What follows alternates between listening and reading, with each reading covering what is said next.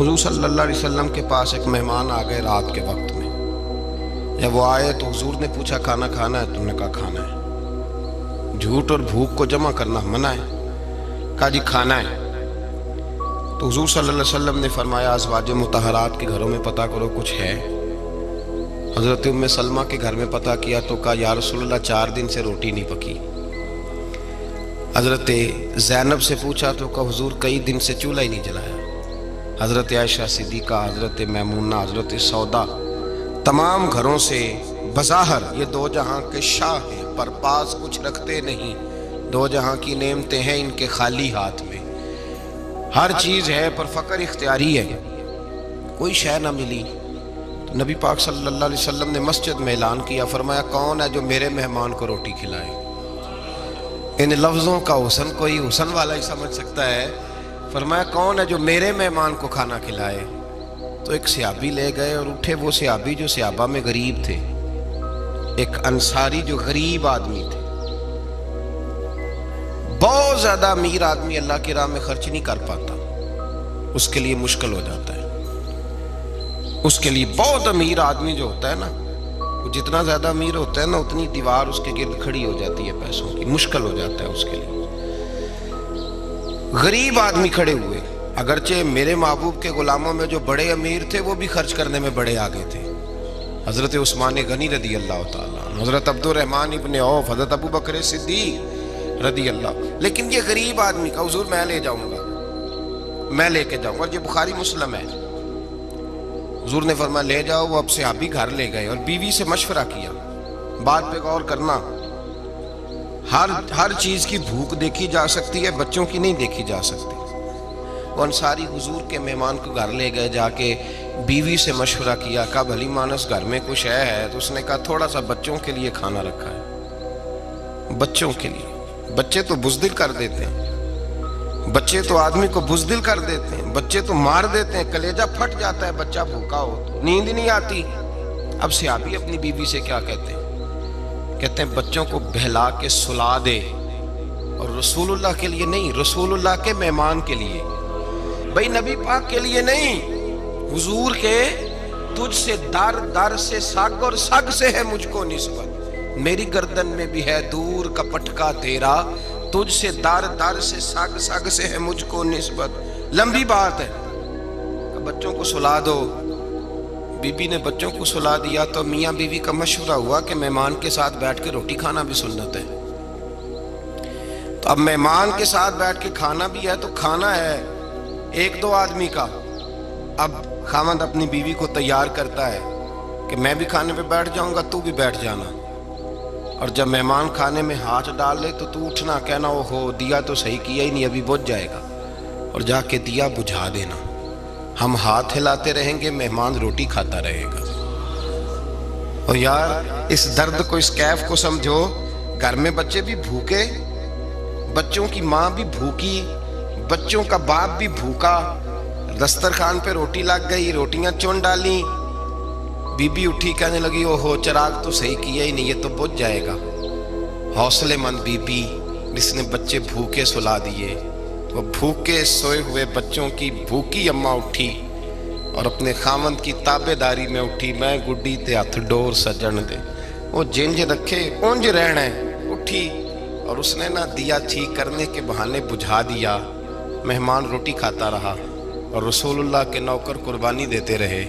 وہ روٹی کھا کے سیر ہو کے بستر بچھایا تو سو گیا. یہ میاں بیوی ساری رات بچوں کی طرف دیکھتے رہے اور غور کرتے رہے اور راضی رہے کہ ہم نے حضور کا فریضہ نبھایا ہے. قربان جاؤں محبوب پہ، بے خبر ہو جو غلاموں سے وہ آقا کیا ہے. وہ صحابہ وہ اگر قربانیاں دیتے تھے تو جو اعزاز ملتا تھا وہ بھی بڑا شان والا ہے. صحابی کہتے ہیں میں فجر کی نماز پڑھنے مسجد آیا، پہلا قدم رکھا تو میرے کریم بولے. حضور نے فرمایا رات جو تو نے اور تیری بیوی نے عمل کیا ہے خدا کو بھی بڑا پسند آیا ہے، محمد مصطفیٰ کو بھی بڑا پسند ہے. اور پھر ایک لفظ اور ہے حدیث میں، ایک روایت میں کچھ جملے اور بھی ہیں. حضور نے فرمایا جب تو اور تیری بیوی رات مہمان کے ساتھ احسار کر رہے تھے نا تو عرش کا مالک تمہیں مسکرا مسکرا کے دیکھ رہا تھا. رب تمہیں دیکھ کے مسکرا رہا تھا، رب تمہیں دیکھ کے مسکرا، تر دامنی پہ شیخ ہماری نہ جائیے، ہم دامن نچوڑ دیں تو فرشتے وضو کریں۔ پر میں وہ مسکرا رہا تھا کہ میرے بندے میرے رسول کی رضا کے لیے کیا کر رہے ہیں۔ اور صاحب دیکھو، نبی پاک کے لیے نہیں، خاندان کے لیے نہیں، خاندان نبوت کے لیے نہیں، حضور کے نہ سمجھیں یار، اس پہلو کو سمجھیں۔ نبی پاک کے بریلی کے امام بول پڑے، فرمانے لگے تجھ سے در سے سگ سے ہے مجھ کو نسبت، تجھ سے در سے سگ کتے کو کہتے ہیں فارسی میں۔ فرماتے محبوب تیرا دروازہ اور دروازے پہ کتا اور کتے کے پاس میں بیٹھا ہوں، چلو کتے کے پاس تو بیٹھا ہوں نا، میری گردن میں بھی کوئی تو پٹکا آیا ہی ہے نا۔ تجھ سے در سے سگ اور سگ سے ہے مجھ کو نسبت، چلو میری گردن میں بھی ہے دور کا پٹکا تیرا۔ قرآن مجید بول اٹھا، رب کریم نے فرمایا حبیب یہ تیرے غلام وہ ہیں کہ وَيُؤْثِرُونَ عَلَىٰ أَنفُسِهِمْ وَلَوْ كَانَ بِهِمْ خَصَاصَةٌ۔ فرمایا ان کا حال یہ ہے کہ جس چیز کی شدید حاجت ہوتی ہے وہ بھی اپنے بھائیوں پہ قربان کر دیتے ہیں، وہ دے دیتے ہیں تیرے نام پہ۔ جب مکے والے مدینے آئے، انصار مدینہ، تو میرے مصطفیٰ کریم نے فرمایا نہ تمہاری نسلیں ایک ہیں نہ قبیلے ایک ہیں، لیکن تمہارا نبی ایک ہے، تمہارا رسول ایک، خدا ایک، کتاب ایک، تمہارا میری وجہ سے رشتہ ہے۔ چلو اپنے بھائیوں کے ساتھ احسار کرو، چلو احسار کرو۔ اگر کسی کے 2 مکان تھے تو اس نے ایک اس کو دے دیا جو مکے سے آیا تھا، 2 باغ تھے تو ایک دے دیا، کسی کے پاس ایک تھا تو آدھا بانٹ کے دے دیا، ہر چیز تقسیم کر دی۔ حالات بدل جاتے ہیں، حالات بدل جاتے ہیں۔ تلک الایام نداولھا بین الناس، اللہ لوگوں کے درمیان دن بدل دیتا ہے، حالات بدل گئے۔ بڑا مال غنیمت آیا، بنو نذیر کا علاقہ فتح ہوا تو میرے رسول پاک صلی اللہ تعالیٰ علیہ وسلم نے انصار مدینہ کو اکٹھا کیا، فرمایا بھئی مال اب بڑا آ گیا ہے۔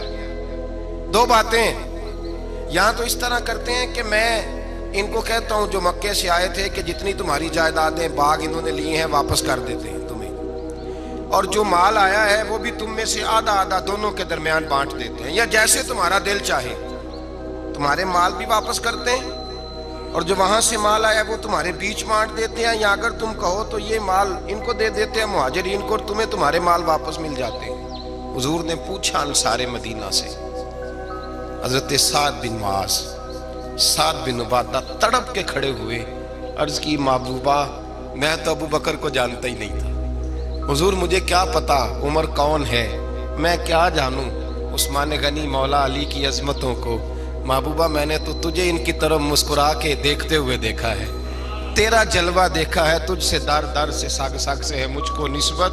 یا رسول اللہ صلی اللہ علیہ وسلم ہم سے مشورہ نہ کریں، آپ اس طرح کریں جو جائیدادیں ہم نے انہیں دی ہیں وہ بھی ان کے پاس رہنے دیں، اور جو مال آیا ہے وہ بھی ان میں تقسیم کر دیں، اس لیے کہ ہمیں تو بس اتنا پتا ہے کہ یہ آپ کے غلام ہیں، آپ کے نوکر ہیں، ہمیں اس سے زیادہ کسی چیز کے کوئی غرض، بس آپ کے غلام ہے، بات ختم ہو گئی۔ حضور خاموش ہو گئے۔ صحابہ کہتے ہیں دیر کے بعد ہم نے کہا فیصلہ ہونا چاہیے، فیصلہ پتہ کیا ہوا؟ حضور نے ہاتھ اٹھائے، کہا اے اللہ میرے مدینے والوں پہ رحم فرما، اے اللہ میرے انصار پہ رحم فرما، اللہ ان کے جذبے قبول فرما۔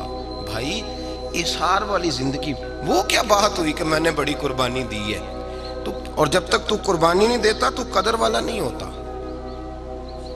جو چیز قربانی سے حاصل ہوتی ہے اس کی قدر ہوتی ہے، جو چیز مفت میں آ جاتی ہے اس کی کوئی قدر نہیں ہوتی، کوئی قدر نہیں۔ میں اکثر سوچتا ہوں کہ حضرت خواجہ اجمیری کے خلیفے اجمیر میں بھی تو ہونے چاہیے تھے نا، لیکن ان کے خلیفے اجمیر میں نہیں ہوئے، دلی میں ہوئے۔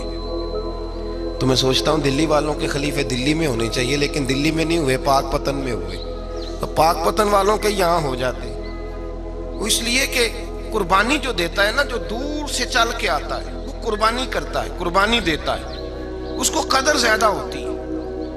ہم نے کسی شے کے لیے کبھی قربانی نہیں دی، نہ دین کے لیے، نہ قرآن کے لیے، نہ مسجد کے لیے، نہ شیخ کے لیے، نہ طریقت کے لیے، قربانی تو ہے ہی نہیں۔ تو جو شے مفت ملتی ہے اس کا نہ مزہ آتا ہے نہ قدر ہوتی ہے۔ جو چیز قربانی کر کے لیتے ہو نا، قربانی کر کے، اس کی قدر ہوتی ہے۔ کسی لیے کہا تھا کسی درویش نے، اس نے کہا تھا قدر نبی دائے کی جانن دنیا دار کمینے، قدر نبی دا جانن واگے سو گئے وچ مدینے. ان سے پوچھو نا، ان سے پوچھو ان حضرات کو کتنی قدر تھی. قربانی اپنی زندگی میں دینا سیکھیں. ایک ہوتی ہے بندے کی ذاتی خواہش، اس کو کچلنا بڑا مشکل ہوتا ہے. قربانی بڑی ضروری چیز کا نام ہے، اور جو قربانی دینا سیکھ جاتا ہے وہ بچ جاتا ہے. کتیا 6 بچے جنم دیتی ہے لیکن قربانی نہیں نہ دیتی بچوں کی، تو ریوڑ نہیں بنتے، اجڑ نہیں بنتے.